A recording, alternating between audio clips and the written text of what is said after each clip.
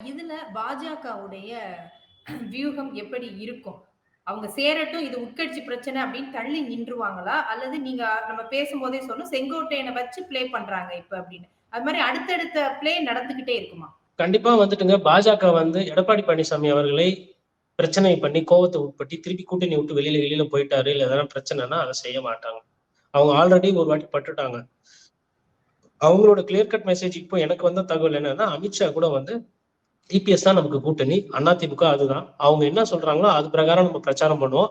நமக்கு வந்து சட்டமன்ற உறுப்பினர்கள் ஏத்தணும். நான் நவம்பர்ல வரேன், வந்து கட்சி பிரச்சனை எல்லாம் பாக்குறேன்.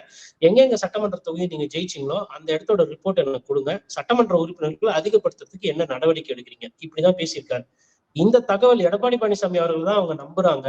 அவர் பின்னாடிதான் அவங்க கேட்க போறாங்க அப்படின்னு தெரிஞ்சதுக்கு பிறகுதான் டிடிவி தினகரன் அவர்கள் வந்து கிட்டத்தட்ட கூட்டணியில இருந்து வெளியில வந்தாருன்ற மாதிரி நமக்கு செவி வழி செய்தி. நான் அதை கண்ணால பார்க்கல. எனக்கு காதில் வந்த செய்தியை நான் இங்க வந்து பகிர்றேன். அந்த கோவத்துலதான் அவர் வெளியே நடக்கும். ஆல்ரெடி ஐயா ஓபிஎஸ் அவர்கள் கூட்டணி விட்டு வெளியில போயிட்டாரு. அவரும் எதுக்கு போனாரு? அவர் சொல்றாருல்ல இன்னைக்கு.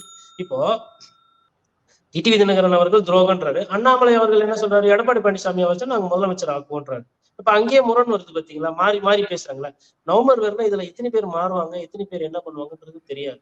ஒருவேளை எடப்பாடி பழனிசாமி இப்ப நான் சொன்ன பாருங்க, இப்ப வைத்திலிங்கம் அவர்களை ஒருத்தநாடுல கூப்பிட்டு பேசி கீசி இந்த கட்சி பக்கம் வந்துடுறாரு, இல்ல மனோஜ் பாண்டியன் வந்துடுறாரு, இல்ல ஐயப்பன் வராரு அந்த சைட்ல இருந்து, இல்ல வேற சில முடிவுகள் எதுனா எடுக்கிறாரு வச்சுக்கோங்க, இல்ல வேற ஒரு பெரிய கட்சி ஏதோ ஒரு கட்சி ஒரு கூட்டணி வருதுன்னா அப்ப இதெல்லாமே வந்து irrelevant. செங்கோட்டையன் இன்னைக்கு பேசினது அவர் வச்சு அழுத்தம் எல்லாம் அப்போ ஒரு ஆட்டோமேட்டிக்கா ஒருவேளை பாட்டாளி மக்கள் கட்சி,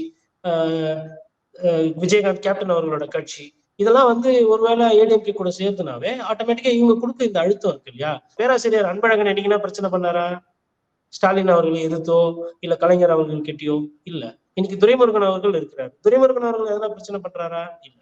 அப்ப அந்த மாதிரி அமைதியா இருக்கிற 2வது 3வது பதவியில் இருக்கிறவங்க தான் எந்த ஒரு தலைமையுமே விரும்பும்.